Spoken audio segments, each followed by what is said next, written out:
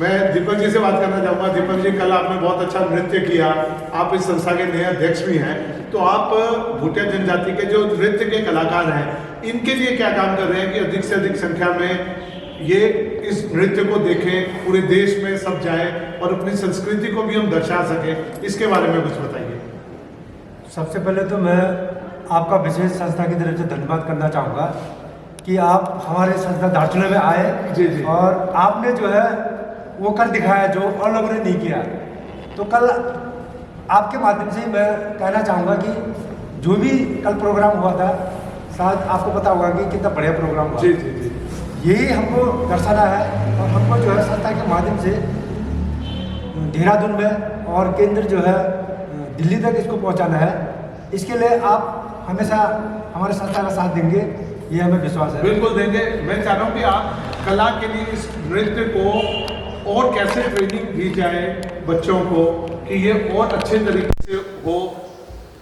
हमारे यहाँ जो है ये कला का जो है बचपन से ही सीखते हैं जी, इसमें हमको जो है ट्रेनिंग देने की जरूरत नहीं है, क्योंकि ये जो है हमारे यहाँ जो है शादी ब्याह में आपने देखा कल छोटे छोटे बच्चे नाच रहे थे। जी जी, और ये प्रोग्राम हमारे जो है जो मरने के बाद जो श्राद्ध होता है, हाँ, हमारे गांव में जो है प्यास एरिया में गरखार बोलते हैं जी, मरने के हिंदी जिस दिन श्राद्ध होता है उस दिन रात को भी हम डांस करते हैं, बिल्कुल ढोल नगाड़े के साथ जोर शोर से, बिल्कुल ठीक बात है। मरने के बाद भी। ये जो है कोई जो है आप लोग के यहाँ जो है जो यहाँ तो मरने के बाद कहीं रोते हैं कहीं वो करते हैं, हमारे यहाँ भी बाहर रोते हैं लेकिन अंदर रोते हैं, लेकिन बाहर जो है बिल्कुल ढोल नगाड़े के साथ यही रंगा चुंगला पहन के डांस करते हैं। बिल्कुल कहा जाता है हाँ, मौत जो है ना मृत्यु सबसे बड़ा उत्सव मृत्यु का उत्सव होता है। आप किसी की शादी में उसमें जाए ना जाए, मृत्यु में अवश्य जाना चाहिए। जी जी जी, क्योंकि अच्छे प्रकार से अगर हम अपने बुजुर्ग को विदा करेंगे तो उसकी आत्मा प्रसन्न होगी और वो कहीं भी जाएगा तो खुशी खुशी से जाएगा, दुखी मन से नहीं जाएगा। तो हमारे यहाँ भी कहावत है कि अच्छे काम में भले न जाए लेकिन हाँ, दुख के काम में जाना बहुत जरूरी है। जी जी जी, क्योंकि अच्छे काम तो हम बाद में भी कर सकते हैं, तो ये हमारे हमारे भी यहाँ भी कहावत है ये। जी जी। तो अपने ये नृत्य कितने प्रकार के होते हैं? नृत्य हमारे यहाँ जो है एक जो कल भाई साहब ने बताया था जी, एक शादी ब्याह में एक होता है, हाँ, और एक हमारे यहाँ जो है बिल्कुल वीर रस वाली एक 4 प्रकार की नृत्य होती है हमारे यहाँ। जी जी, ये भाई साहब कल भाई साहब बताएंगे इसके बारे में। हाँ हाँ, ठीक बात है जी जी। इसमें ऐसा है जैसे अभी छोटे भाई ने कहा, अधिक जी बता रहे थे, जैसे मृत्यु संस्कार में भी जैसे एक तो मृतात्मा के मुक्ति के लिए जी, रात को नृत्य किया जाता है, और दूसरा है कि मृतात्मा को हमारे यहाँ कहावत है, काक पुराण में भी है हमारे यहाँ, हाँ, कि जो है उस जहाँ आत्मा रहती है वहाँ पर जैसे कई सालों तक आपको कोई सुविधाएं नहीं मिलेगी या नया जन्म नहीं मिलेगा, तो उसके लिए आप वहाँ पर सूखते नहीं रहेंगे, आपको हमारे यहाँ वापस आके अपना जो आत्मा का भोग होता है उसको आप अपना ग्रहण करते रहेंगे, क्योंकि उसको शिमे बोलते हैं हम लोग। और किसी भी शुभ काम से पहले पितर की पूजन करते हैं, उनको याद किया जाता है। जैसे गीता में कहा गया कि शरीर खत्म होता है आत्मा खत्म, तो वैसे हमारे यहाँ भी कहा होता है कि आत्मा हम हमेशा अजर अमर है, तो उस आत्मा को दोबारा अपने इलाके में देखो कितना यहाँ पर उत्साह है, कितना सुख है, करके बुलाने के लिए वो नृत्य किया जाता है। अब नृत्य के प्रकार की बात है, एक तो हमारे विवाह नृत्य होता है, कई लड़की को दुल्हन को लाने के लिए, जैसे कल आपने भी देखा वो विवाह नृत्य है।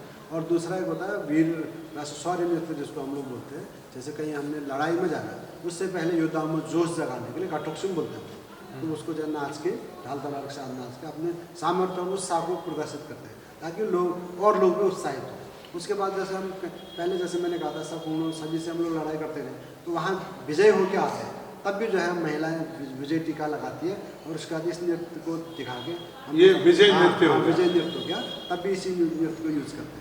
और उसके बाद जैसे कभी विवाह होता है या सामूहिक हम लोग किसी नए मित्रों से मिल गया कि शुभ काम हो गया, कोई बच्चा हो गया, उसका नामकरण हो रहा है, तो हम लोग बैठ के उसको हम लोग महफिल करके जी डांस करते, जैसे कल आपने देखा यहाँ बैठ के जो डांस किया था, एक आदमी हारमोनियम ढोलक और इसके एक आदमी गाता और एक महिला से अनुरोध करता है कि आप भी आए डांस करें, तो हमारे आराम से बैठ के फिर एक आदमी बैठे हुए को बुलाएंगे, सब लोग आराम से सामने बिल्कुल नृत्य करते जी जी, ये हमारा जो है तीसरा नृत्य होता है। और एक होता है कि जैसे सारे लोग समूह में मिलकर फिर गोलघेरे में नाचते हैं जी, वो जो है जैसे कभी कोई विशेष पर्व हो उसमें करते हैं। और जैसे अभी जी बता रहे थे कि मरण संस्कार के बाद जो है एक अग्नि जलाया, अग्नि की चारों तरफ नृत्य करते हैं। नृत्य ये करते हैं। अलग। तो अपने यहाँ विवाह का भी कोई मेन है कि किस तरह से विवाह होता है, लड़का लड़की आपस में कैसे पसंद करते नहीं, हैं? हमारे जैसे हमारे यहाँ हिंदू संस्कृति में विवाह की वेरिएशन है, विवाह के प्रकार है, वो सारे हमारे यहाँ भी थे। जी। गंधर्व विवाह हमारे यहाँ,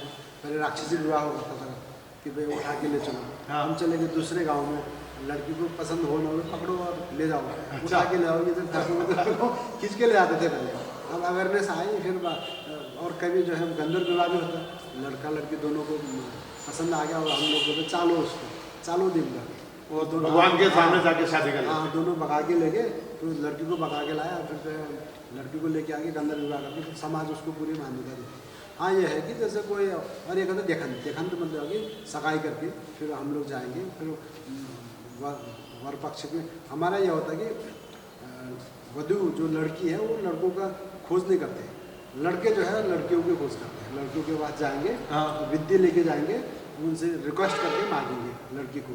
मतलब लड़की की पसंद नहीं देखी जाती? नहीं, लड़की की पसंद देखी जाती है बकायदा। हमारा तो ये हुआ कि लड़का जो है बहुत अच्छे पोस्ट में, अच्छे नौकरी में, हाँ। लेकिन लड़की ने मना कर दिया, लड़की गरीब है। अच्छा। वो उसकी पसंद के ऊपर, और अच्छा। समाज ने ये नहीं कहा कि माँ बाप ने कभी नहीं कहा उतने बड़े पद में है, अच्छा। शादी कर लो। नहीं, लड़की का इच्छा तो नहीं है, तो हम मतलब लड़का लड़की के पास जाएगा, निवेदन करेगा, मैं हाँ। शादी करना चाहता हूँ, वो लड़- हाँ हाँ, करेगी, हाँ, तभी शादी तभी होगी। होगा। तभी परिवार वाले भी हाँ, मानेंगे। तभी परिवार वाले भी मानेंगे। और दूसरा है कि माना मैं दिल्ली में हूँ, सपोज दिल्ली में रह रहा हूँ, वहाँ जॉब कर लिया, मैंने वहाँ से शादी कर ली, हाँ। तो हम उसको शादी नहीं मानते। अच्छा। जब वो यहाँ आएगा, सारे रंग समाज को बोझ देगा, जी। हमारे संस्कार के अनुसार लड़की का प्रवेश होगा, बहुत बढ़िया। अंदर अंदर जो दलंग से उसका पूजन होगा, हाँ। समाज को बताएगा, तब उसकी शादी वैध मानी जाएगी। वो शादी करके 3 बच्चे हो गए, गाँव वहाँ हैं, 15 साल से घर नहीं आए, तो उसको यहाँ की शादी करना पड़ेगा, अरे वाह, तब मानता नहीं। अच्छा। उसने शादी कर लिया, बहुत बहुत सुंदर। एक विषय और रह गया है कि आपके यहाँ जो हैंडीक्राफ्ट में जो काम करते हैं, ये कारपेट वीविंग का काम है, बहुत विश्व प्रसिद्ध काम है, लेकिन मैं देख रहा हूँ कि उसमें सब बड़ी दयनीय स्थिति में है।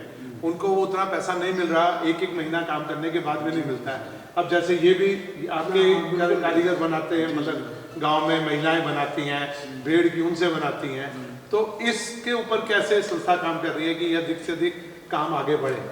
एक्चुअली अभी संस्थान ने तो प्रयास किया कि जैसे अभी हमारे बहुत सारे समूह बने हुए, छोटे छोटे, सब लोग काम कर रहे हैं जी। लेकिन इसमें दुर्भाग्य यही है कि हम किसी से नहीं कर सकते। आप लोग धन की बुनाई करो, जिसको आप लोग कालीन बोलते हो, हाँ जी। और चादर है, वो पंखी है, हाँ जी। और चादर हम लोग बोलते हैं उसको जी। और चुटके है जो ओढ़ने के है, हाँ। उसको हम बनाओ भी कहेंगे, प्रमोट करेंगे, तो माना उसने बना भी दिया तो मार्केट का है, वो घर में पड़े रहते हैं, डम पड़े रहते हैं, बाजार तो है नहीं।